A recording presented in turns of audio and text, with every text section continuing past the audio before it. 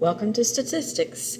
This slide is examples of percent conversions, and if you find that it is not enough, I encourage you to go Google percent conversions and watch some other videos, as this is a skill that we really are just touching on to review. If you saw the previous slide, hopefully you read through those examples and you remembered that if we're going from decimal to percent, we multiply by 100. If we're going percent back to decimal, we divide by 100. But really it's just moving the decimal 2 places. Multiplying by 100 moves the decimal 2 places to the right. Dividing by 100 moves the decimal 2 places to the left. So hopefully you know that shortcut. But if you need to multiply it out, feel free to do that. In this case, we're converting back into decimals, so we're going to divide by 100, divide by 100, divide by 100. Although, what is this one we're dividing by? 1/2. You can go ahead and make that 0.5. That's not converting it into a decimal yet because it's actually still a decimal percent, but 0.5 or 0.5% can still be divided by 100. Again, you're welcome to use your calculator, although we hope that this will become a skill that you feel very comfortable with. Moving the decimal 2 places to the left gives you 0.01.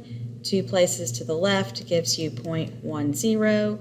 2 places to the left gives you 0.005.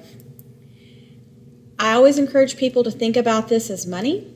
If you have 1%, it's like having 1 penny. If you have 10%, it's like having 10 pennies. And so anything out of 100, which our money system is based on in the United States, can help you visualize that. Now, obviously, we don't have a 1/2 penny.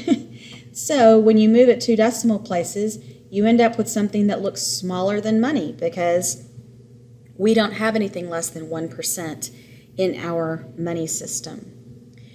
When we're going to convert each one into percents, again, if you need to multiply by 100, 0.005 times 100, 0.5 times 100, 1.2 times 100, you can certainly do that.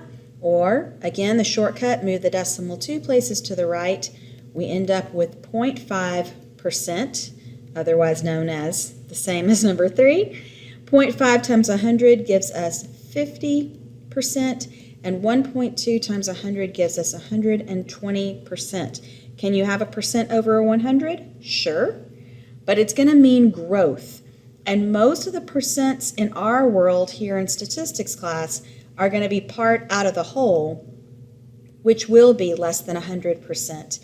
But don't be afraid if you do see something over 100%. Again, hopefully this was a good reminder. If it wasn't, go Google or email your teacher for more help.